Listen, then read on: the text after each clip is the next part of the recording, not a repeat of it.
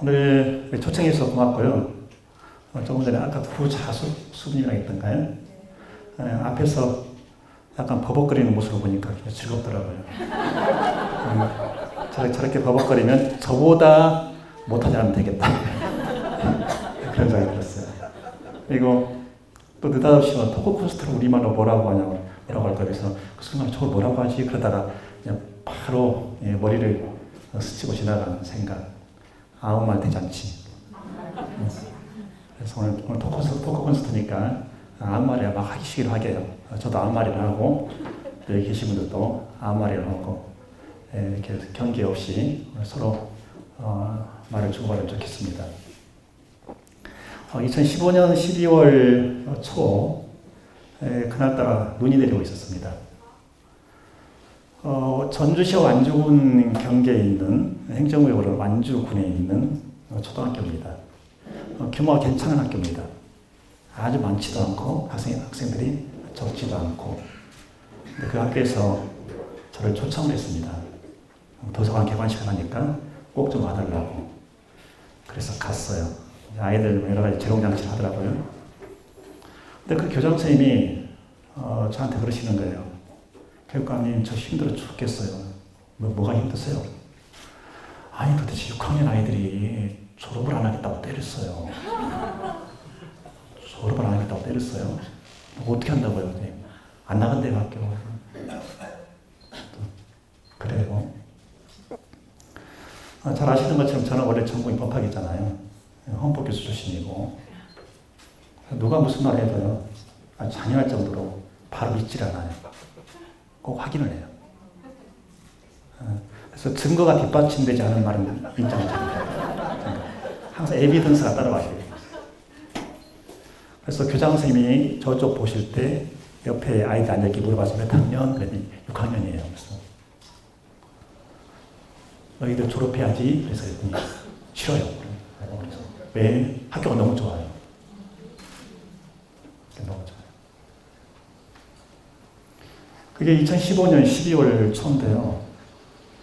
2013년 그때 그 졸업식장에 저기 순창에 있는 초등학교 거기는 학생 수가 한 400명 정도, 시골에 400명은 크잖아요.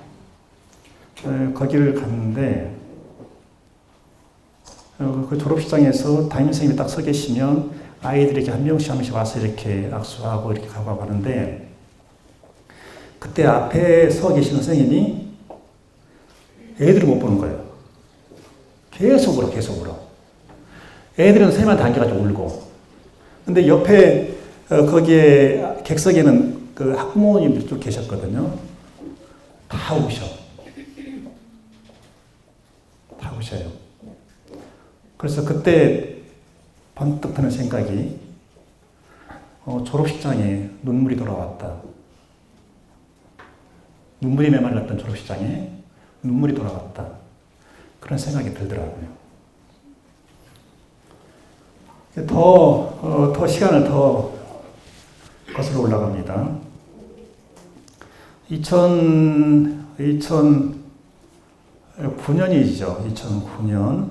그때 MB 정권이 방송법 날치기 처리할 때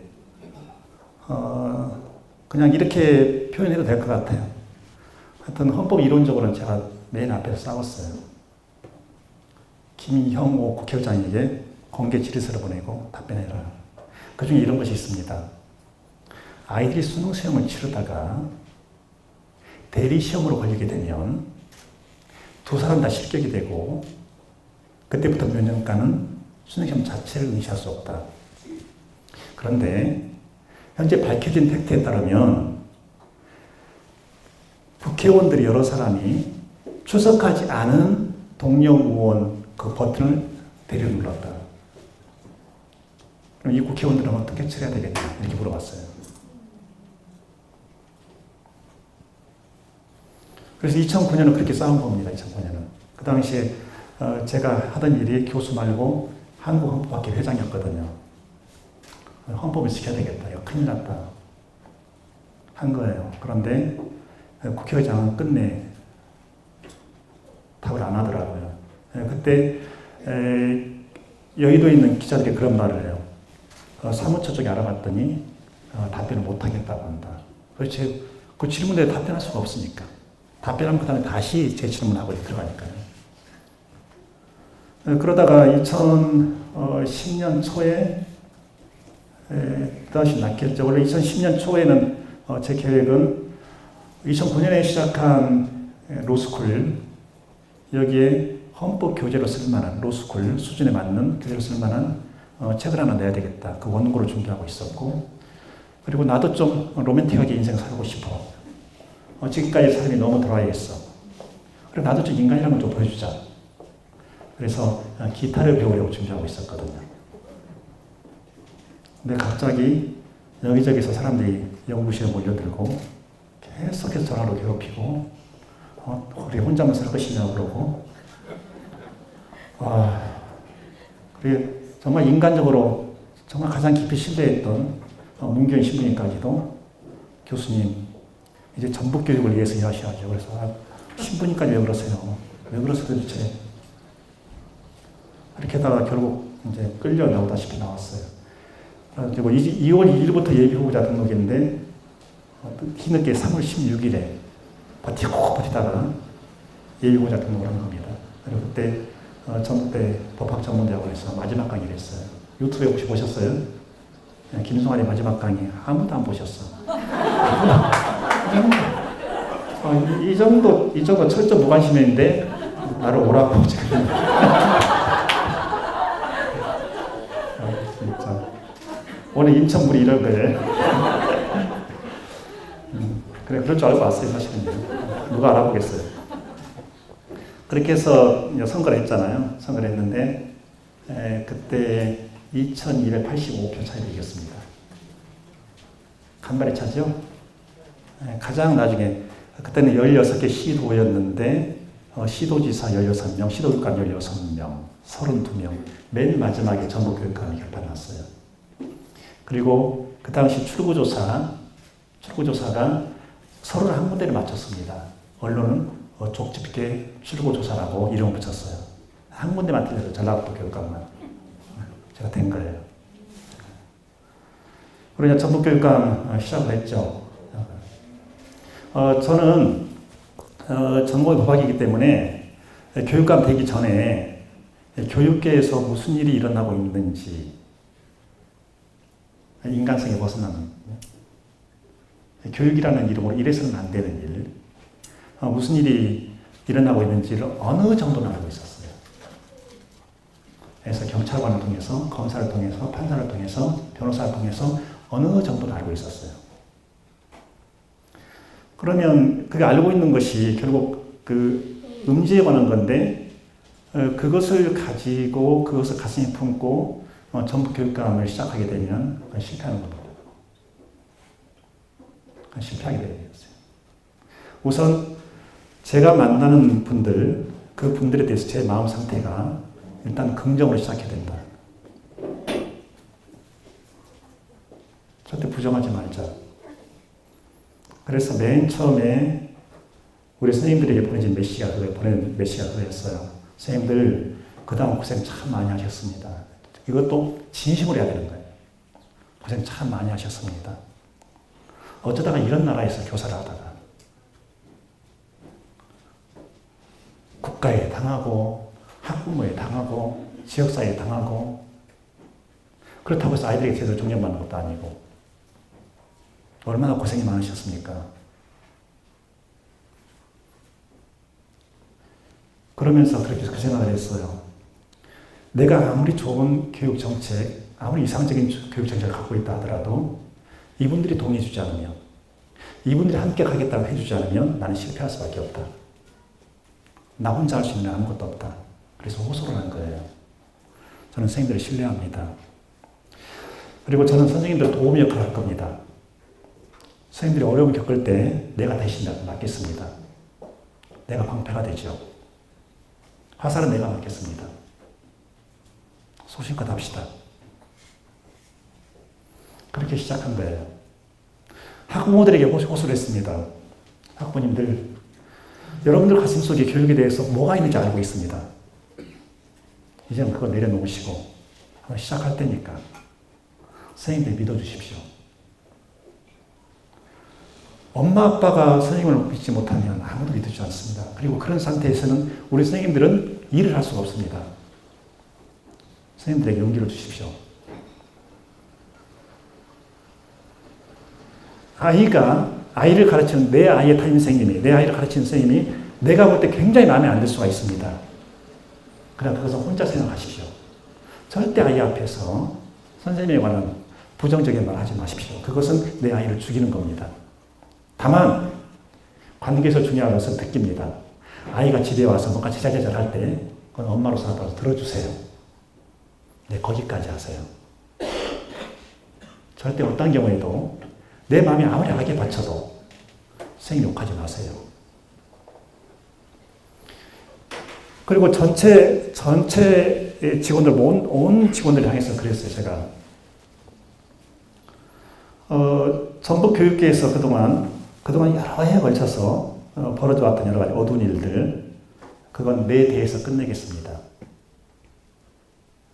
내가 이걸 부정부패를 끊지 못하면, 김수환이라는 사람이 교육감으로서 부정부패를 끊지 못하면 아마 전국 교육의 역사에 앞으로 두고 그 누구도 이걸 끊지 못할 겁니다. 내가 끊겠습니다. 이 점 나를 믿어주십시오. 내가 끊을 테니까. 그리고 그동안 교육감에게 선거 있을 때 여기저기 줄서기 하셨지 않습니까? 그게 얼마나 마음이 아프고 부끄러웠습니까? 이제 이 시점부터 어느 누구의 줄도 서지 마세요. 김수환 줄도 서지 마세요. 나는 여러분들 정치적으로 이용해 먹지 않을 겁니다.